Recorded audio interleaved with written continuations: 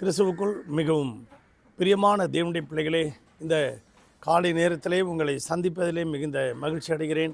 கர்த்தர் ஒவ்வொரு நாளும் நம்மை போஷித்து பாதுகாத்து பராமரித்து வருகிறது நினைத்து கர்த்தரை ஸ்தோத்தரிக்கிறேன். சென்னையில் வேளச்சேரி உள்ள ஏலிம் ஏஜி சபை வழங்கும் அனுதினம் அண்ணா ஆண்டவராகிய இயேசு கிறிஸ்து அனுதினமும் 5 நிமிடம் உங்களோடும் இந்த நாளிலும் தியானத்துக்கு எடுத்துக்கொண்ட வேத வசனம் லூக்கா 19ஆம் அதிகாரம் 42வது வசனம். உனக்கு கிடைத்த இந்த நாளிலாகிலும் உன் சமாதானத்துக்கு ஏற்றவைகளை அறிந்திருந்தால் அது நலமாய் இருக்கும் என்று ஆண்டவர் சொல்லுகிறார். எருசலேம் பட்டணத்தை பார்த்து சொல்லுகிறார், உனக்கு கிடைத்த இந்த நாளிலாகிலும் நீ சமாதானத்துக்கு பெற்றுக்கொள்வதற்கு நீ முயற்சி செய்.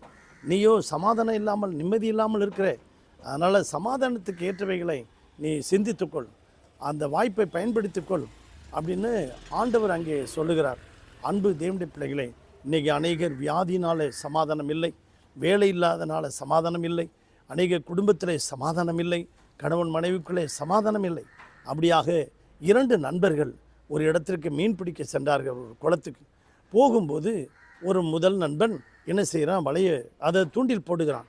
தூண்டில் போட்டு நிறைய மீன்களை பிடித்து கொண்டு தன்னுடைய ஐஸ் பாக்ஸில் வச்சு கொண்டே இருக்கிறான்.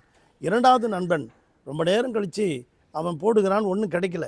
அப்புறம் இவன் கேட்குறான், என்னப்பா இவ்வளோ நேரம் நீ போடாமல் இருக்கிற, தூண்டில் போடாமல் இருக்கேன் அப்படிங்கிறான். அப்புறம் கடைசியில் போட்ட பிறகு ஒரு பெரிய மீன் கிடைச்சது. அதை மறுபடியும் பிடிச்சி விட்டுட்டான். திருப்பி 2வது வாட்டி பிடிச்சான், பெரிய மீன் கிடைச்சதே விட்டுட்டான். இப்படி பெரிய பெரிய மீன் கிடைக்குதே, ஏன் இதை பிடிச்சி விடுற? இல்லை, இவ்வளோ பெரிய மீனை வச்சு நம்ம தோசைக்கல்லில் வச்சு சுட முடியாது அப்படின்னு. அட போப்பா, அந்த மீனை என்ன அப்படியே பெரிய மீனை தோசைக்கல்லில் வைக்க போகிறோம்? நம்ம அதை கட் பண்ணி துண்டு துண்டாக வச்சு தானப்பா நம்ம வறுக்க போகிறோம். ஏன் இப்படி கிடைச்ச மீனெல்லாம் பொழுது போயிடுச்சே, நீ இப்படி மீனெல்லாம் பிடிச்சி விட்டுட்டு வந்துட்டியப்பா, என்னப்பா நீ அப்படின்ட்டு, சரி வா போகலாம், இருக்கிற மீனை எடுத்துகிட்டு போகலாம் அப்படின்ட்டு வந்தான். பாருங்கள், அவனுக்கு கிடைத்த வாய்ப்பை அவன் சரியாக பயன்படுத்தி கொள்ளவில்லை. இன்றைக்கு நீங்களும் உங்களுக்கு கிடைத்த வாய்ப்பை, நீங்கள் சமாதானத்தை பெற்றுக்கொள்கிறதுக்குரிய வாய்ப்பை நீங்கள் பயன்படுத்தி கொள்ள வேண்டும்.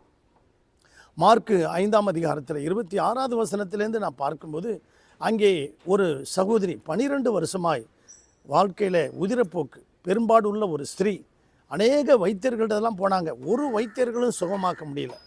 ஆனால் அந்த அம்மா எல்லா பணத்தையும் செலவழிச்சிட்டாங்க. இனி வேறு என்ன செய்கிறது? இயேசு பக்கத்தில் வருகிறார் என்று கேள்விப்பட்டு அந்த இடத்துக்கு போகலாம், இயேசுவை போய் பார்க்கலாம் அப்படின்ட்டு புறப்படுறா. ஏனென்றால் இயேசு ஒரு வல்லமை உள்ளவர், ஒரு அற்புதர், ஒரு அதிசயமானவர், வியாதிகளை சுகமாக்குறார். பல கிராமங்களிலே இயேசு பல அற்புதங்களை செய்து கொண்டு வருகிறார் என்று இவள் கேள்விப்பட்டு முதலாவது அவள் இயேசு வல்லமை உள்ள தேவன் என்று கேள்விப்படுகிறார். 2வது ஒரு முயற்சி எடுக்கிறாள். 2வது என்ன செய்கிறா, ஒரு முயற்சி எடுக்கிறார். என்னன்னா, அப்போ ஷீ கனாட் வாக். அந்த ஒரு பெரும்பாடுள்ள ஒரு ஸ்திரீ அதை நடக்க முடியாது, ஷீ கனாட் வாக். ஒரு முயற்சி எடுக்கிறாள். 3வது விசுவாசத்தோடு போய் அங்கே இயேசுக்கிட்ட போகிறாள். விசுவாசத்தோடு போய் அவருடைய வஸ்திரத்தின் ஓரத்தை தொடுகிறாள். ஏனென்றால் அங்கே ஆண்கள் எல்லாரும் இருக்கிறார்கள். அந்த ஆண்கள் இருக்கிற இடத்துல பெண் ஒரு யூதனை போய் தொடக்கூடாது. அது பெண் அது மாத்திரம் இல்லை, இந்த அம்மா உதிரப்போக்கு. இப்படி உதிரப்போக்கு உள்ள ஒரு பெண் ஒரு ஆணை தொடக்கூடாது, யூதனை தொடக்கூடாது, அது தீட்டு. அதனால் இப்படிப்பட்ட ஒரு சூழ்நிலைகளில் என்ன செஞ்சான்னா, வஸ்திரத்தின் ஓரத்தை போய் தொட்டாள். அந்த வஸ்திரத்தின் ஓரத்தில் என்ன இருந்ததுன்னு பார்த்திங்கன்னா, அந்த யூதர்கள் எல்லாம் இளநீல நாடாவில் வார்த்தைகளை தொங்க விட்டுருப்பார்கள்.